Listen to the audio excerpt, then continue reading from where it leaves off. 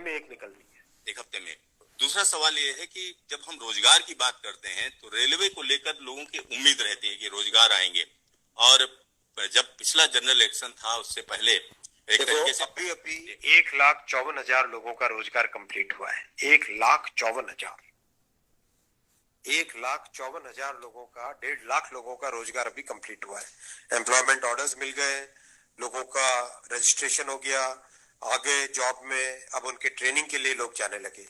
जैसे ही process complete हुआ, next process चालू हुआ। बहुत लंबे समय से सबकी डिमांड थी कि इसको एनुअल बनाया जाए। एनुअल इसलिए बनाया जाए, अगर 4-4, 5-5 साल के गैप में आता है तो कई लोगों की एज निकल जाती है उसमें से, राइट। इसीलिए अब एनुअल सिस्टम की तरफ मूव कर रहे हैं।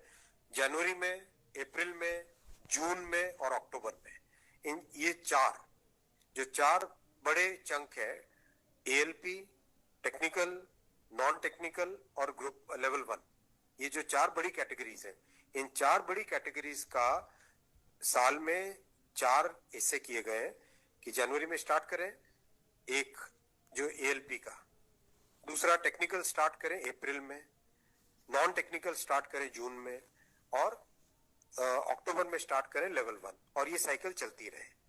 इस प्रोसेस पे सारे के सारे कैंडिडेट्स की डिमांड लंबे टाइम से रही है कि 4-4 साल का जो फेज होता है, 5 साल का फेज होता है, कई लोग एज बार हो जाते हैं उसमें। एक हर साल आपको अपॉर्चुनिटी मिलती रहेगी तो सबको अपॉर्चुनिटी मिलेगी।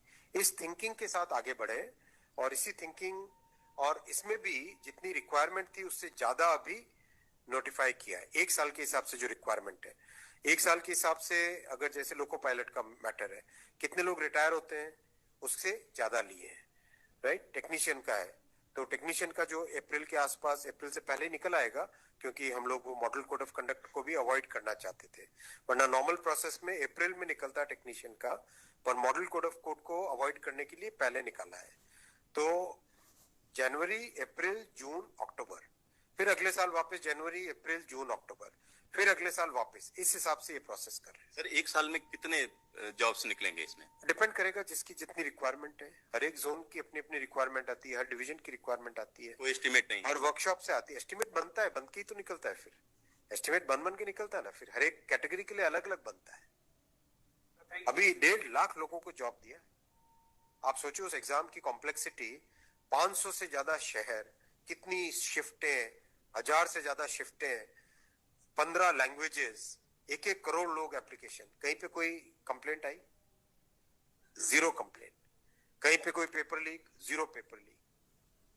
कंप्लीट हुआ ना एकदम ट्रांसपेरेंटली।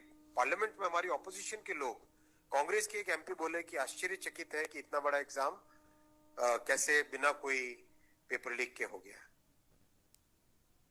तो एक उस चीज को भी तो देखो। Thank you sir.